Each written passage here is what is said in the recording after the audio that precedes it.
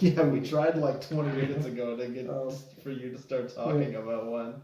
Okay, so like as I was saying earlier, looking back to 2018, that's how this I happened. googled like the list of like a couple lists of like top movies. See, there's like obviously there's movies that I didn't see, but I just wanted to see what was the difference. So two caught my eye just because of like the comparison for one, and then just how highly touted the other one was. I watched a movie called Upgrade, and I watched Hereditary. I'll start with Upgrade. The reason why I looked into it is a lot of people are like, "This is Venom. If Venom was good," and I looked at it. It's a really good movie. Yeah. Can I ask you? Yeah. Maybe don't spoil it too much for me. Nope. I want to watch this movie. I won't. Like, all I have to say is like, I kind of wish it like comparing it to Venom take like is like an offense to this movie. Like this. Oh yeah. Yeah. Okay. like I thought you liked Venom. I like parts of it. Okay. I thought.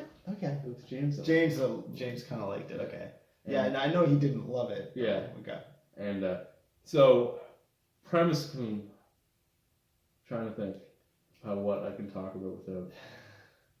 I know. Yeah, like that. There's something inside of him that like. Does it talk to him? It yes. does talk to him. Yes. Right? Yeah, and that's why it's really drawn like, comparisons. And like the chemistry alone is much better. It's better. Yeah. And like, because like the one thing I say, because Venom was Tom Hardy talking to Tom Hardy, because those Tom Hardy's voice. This isn't Logan Marshall Green, I believe his name. Oh, it's not him. It's not because it's a different entity kind of thing. Yes. Okay. So, and then there's action scenes in there that are just like top for a low budget movie. Yeah, it's only like $5 million or something. Yeah. Like that. And like it's nuts. It's amazing, and it's just like a. And this is the movie that got Lee Winnell Invisible Man. Yes. Right? Like they were like, well, this you were able to do this with that, so here's a couple more million here. Yeah. And like you don't need an actor because he's invisible, technically speaking. Yeah. But like, so I'll basically stop the review. I'll tell you how I recommend it. I won't get. I don't want to talk about the story at all. Okay. Because I don't want to. Yeah, I've been meaning to watch this one for a while actually. And I plan on doing so. So there's a couple twists in the way and whatnot, and the only down peg I get is it's set in the future, and I think that kind of like doesn't work. Or it does, but it's almost like one of those future. The issue with the future is like there's so many things like invented and whatnot. It's like anything can like be invented to an extent. Okay. So that's I wish it was like set in the present day. Yeah. With the certain things going on, that would be cooler. But then you're having a hard time spoiling anything. So so that's all I wish for is like if there was like present day with certain aspects from this movie instead of it being the future where it's like anything can kind of happen just because it's the future. Like it's the future, so we can have invented anything by now, kind of deal. So I'll stop there. I highly recommend it. I give like an 8, 9 out of 10. This is we talked about a little. This is like my first big introduction to Logan Marshall Green, which is another big comparison to Tom Hardy because they look freaking like. And like I will say, it's kind of because like what was the one thing you hated about Venom about how dirty Tom Hardy looks with the whole thing. Yeah. It's almost the same thing with this guy. Yeah. He's like wearing like the same clothes to that thing, and he has like the beard and and whatnot. He's real scuzzy looking. Yeah. Yeah. Okay. So, all right. So if you got Venom or Upgrade to watch Upgrade. And then comparing Upgrade to Venom actually is an offense. Like it really. Like I was telling like even like no okay. Nothing. We're good. One movie before we like do another one of these, I'm gonna watch that movie. So okay. Yeah, and then we'll talk. Okay. Cool. Yeah. One movie I'm gonna spoil the crap out of. Yeah, do it because I've already read the whole thing. So when looking into 2018 movies, 2 movies popped up a lot for the best movie of the year: Black Panther and Hereditary. Mm-hmm. So I was like, oh. Hereditary must be really good because I saw the trailer and I thought it looked like crap. This looks like a stupid, low budget, cliche horror movie. But then it's like, oh no, best horror movie of the year, so scary. Watched it, and I don't understand where the popularity came from. It follows a family that just went to a funeral for the grandmother. And there's the mother, the father, the son, the daughter. And the daughter is weird, more or less. She's like into creepy stuff and all that, and she's spoilers for last year's Hereditary, by the way. Spoilers, the daughter's weird. And I feel like you're gonna probably give away the whole thing. Yeah. More or less. Okay. And so it's almost like it starts the aftermath of the funeral of the grandmother that the daughter was like super close with. But they don't really delve into that much. It's just like, oh yeah, I love my grandmother. Because like the mother didn't like her own mother, but like she had a close connection with the grandmother. Mm-hmm. So like it kind of like quickly moves on from that, and then like it kind of gets right into like the scare effect it tries to do. Because like the next scene, the mother who is she makes like miniature sets for a living, like house sets and all that. She's like building one for someone. Whatnot. She turns off the light, and what this movie's biggest fault is the lack of like scares, and it's its own doing because it shows the reaction before it shows what they're looking at. And like the very first scene is she turns off the light and she's like looks like she's looking at something, and then it shows that she sees like her grandmother or her mother. I mean, yeah, and then she turns on the light and there's nothing there. Hmm. So. And like they do that frequently a lot during the movie, and I'm like, no, the whole point is like you're supposed to see it at the same time as the character, so you're both like, oh snap. Yeah. So, and that only really happens twice in this movie. It's like a startling effect. So the movie kind of goes on. There's a little bit of conflict in there's this weird scene where the daughter's at school and a bird hits the window. That scares everyone, but to no effect to the actual person watching the movie. Does it show like the kids being scared first, and then like a bird prints on the window? No. You just hear a thud, and then the girl's like curious, and you see her look at scissors on the teacher's desk, and it cuts to like recess or whatever, and she has the scissors and like cuts off. She finds the dead bird, cuts off the bird's head, and just keeps the head. So this is going on. There is a son who he not really mentioned much. You see him, but he's not really doesn't talk much. Like it's a scene where he goes to a high school party, and he's forced to bring his sister with him. And what's the age disparity here? Like what? I would say, from what I read, I thought it was like a young girl, and then I would say if teenage. They're both in high school, but one's because they go to the same school. Okay. But one's more probably graduating this year, and the other one's probably just starting. Okay.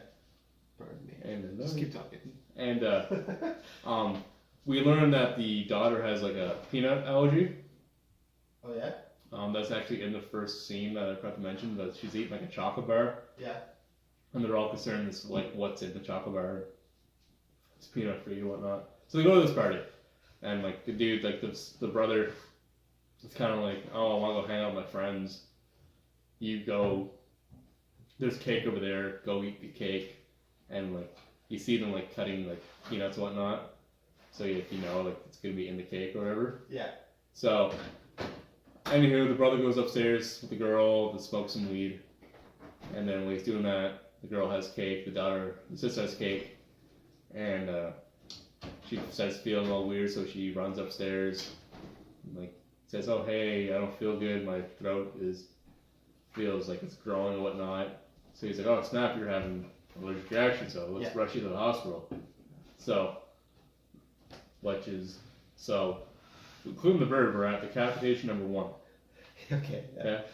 In this scene, so in the trailer of this movie, it seems like the daughter is the focus of like everything's gonna happen around this daughter, but this is like 3-4 scenes in the movie, she has this allergic reaction. They're rushing to the hospital. She needs air, so she opens the window of the car, stick her head out to get some air, and while she does that,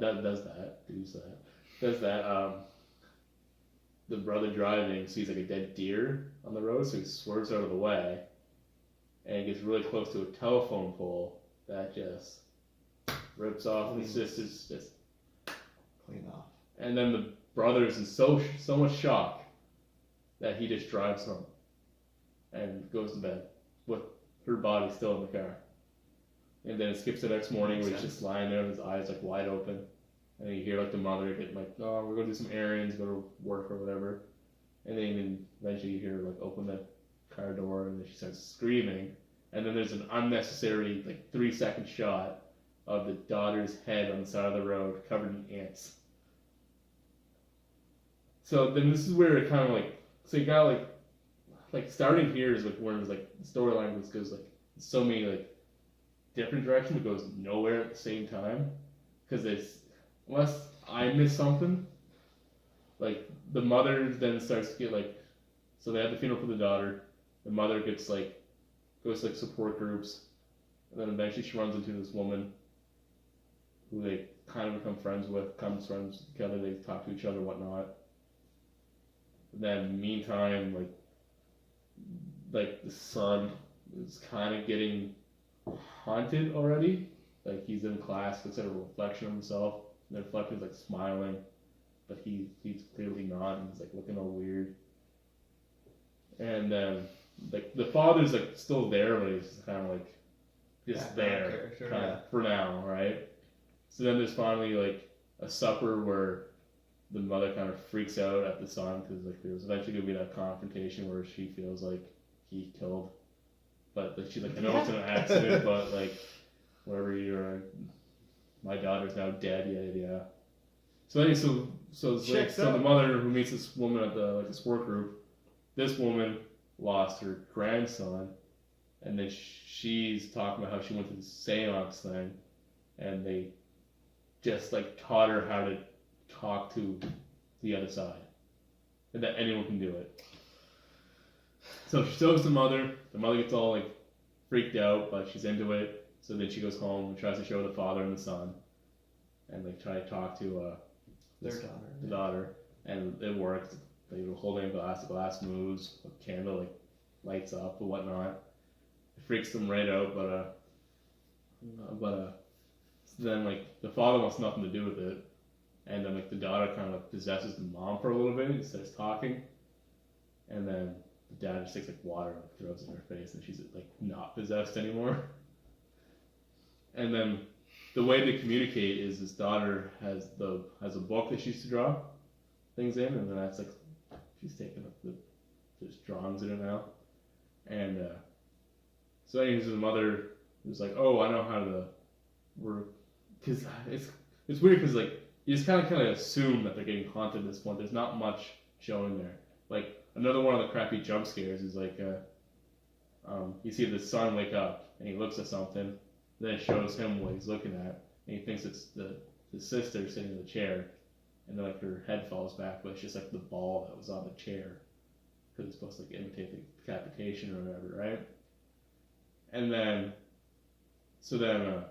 the mother starts acting crazy slowly. So she's like, oh, I'm just gonna like throw this book that my daughter writes in the fire. She does that, and then she starts catching on fire, like the mother. So she takes the book out of the fire and then puts the fire out, so she stops being like. So then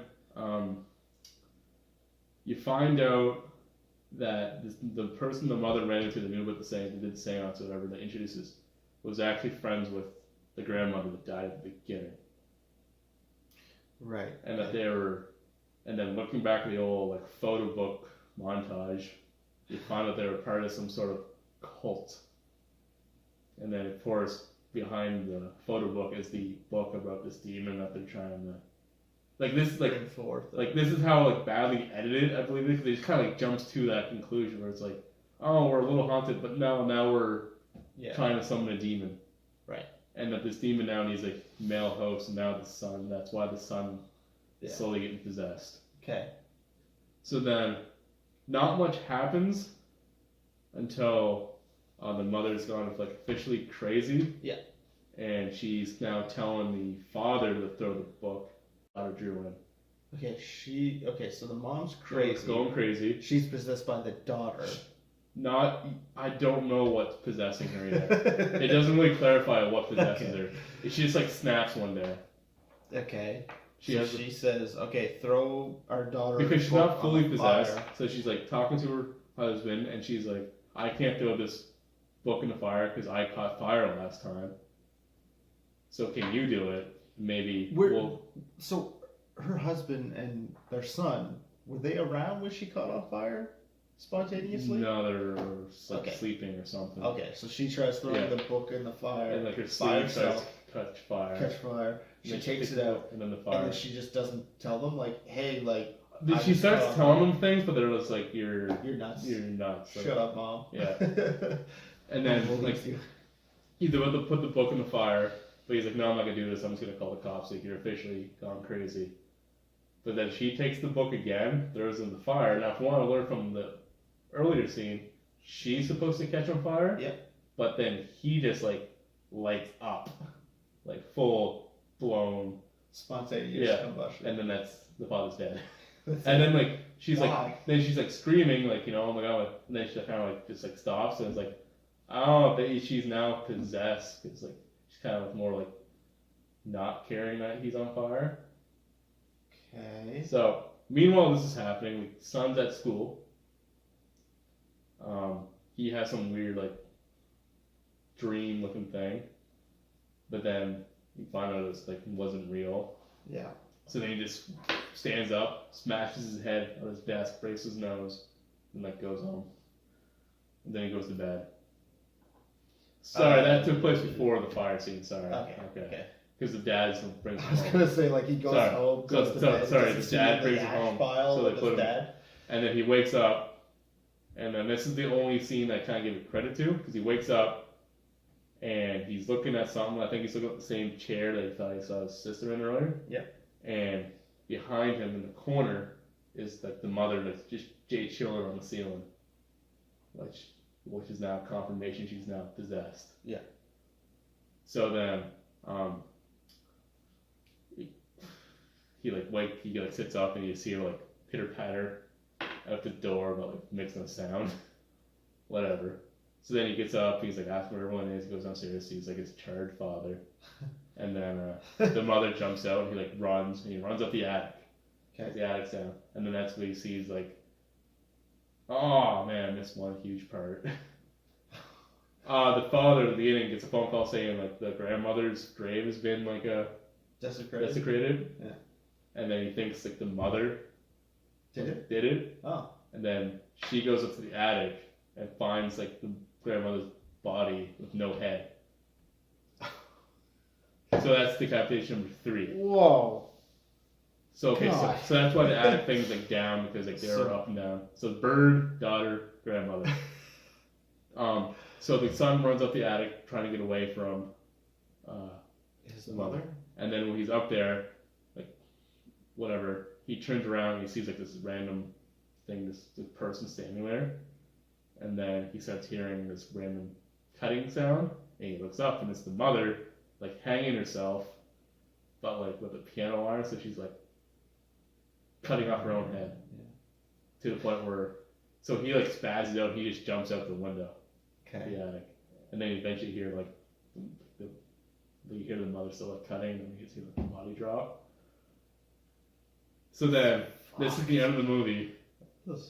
Buddy, the son wakes up from falling down, sees his mother's headless body float into a treehouse, and then now the son is possessed by the sister, because the sister did this weird clicking sound throughout the whole movie, in a couple scenes she was in. So he starts doing it. Okay. So then he goes up the treehouse, and there's a whole whack of naked people, and then they're along with his headless mother and grandmother, and then there's like this statue with where the head is the sister's head, and you have all those people, and he's all like confused, and then like they take the crown off and put it on his head. Now he's the demon that was in that book. Okay, so this is starting to. I probably don't get it, but it's starting to make sense. So this demon was possessing these women, but it needed a male host. Yes, but then why did it possess like that? My thing is like I'm alluded to that because like the weird clicking sound he made and like how he was like. Did mom make the clicking sound? No, about how like he was like doing like his sister's mannerisms basically. Okay. Makes me like assume that the sister has, unless the demon possessed the sister, and then moved on to him, which there's no explanation of.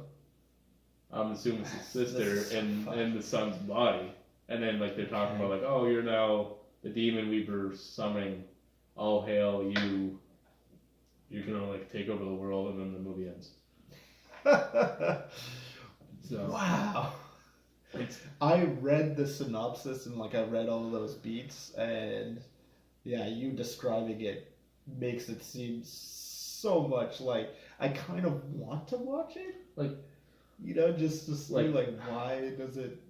Like I wasn't like from the get-go, wasn't into it at all. Like I just think it was just poorly. I hated the effect of we're gonna see them look at what's scaring them first, instead of showing it at the same time, because I like jump scares, and this killed it. There was only like one legit jump scare where like the mother's chasing the son. Okay, so you see, for me, I like jump scares. Yeah, like fine, but like I do like a horror movie that can make you feel scared without a jump scare. Yeah. Like I love that. Like, you know, I find that The Conjuring was really good with that. Yeah. You know, that's why I really like The Conjuring, because like it will just have a shot of like, you know, the eerie vibe. Yeah, like a landscape. You know, there's like, you know, the shots of like the trees and stuff like that. I'm like, that's fucking scary. Like I don't want to be here. I don't want to see this. But like, you know, so I guess that's kind of where we you know are differ a little bit. Where I can appreciate a movie that is more atmospheric, I guess. Yeah. Which The Conjuring was. The Conjuring, yes, did have a few jump scares and stuff like that, but for the most part, the scariness came from the atmosphere. Yeah. I love that. And like I think the recent is probably like the best balance of that, where it's very atmospheric, where it will just, you know, but then it will also have like a really good jump scare.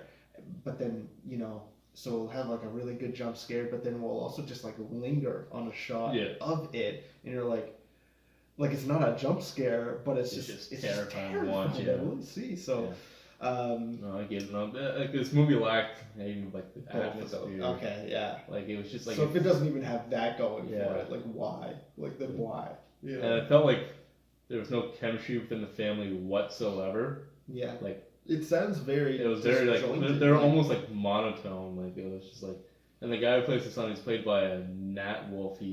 Okay. Yes. He's in a couple of movies. Yeah. And like, I don't know. There's like a scene where he's crying, and I don't believe it that he's crying at all. He's whatnot. And he's supposed to be terrified, and it's almost comedic. So.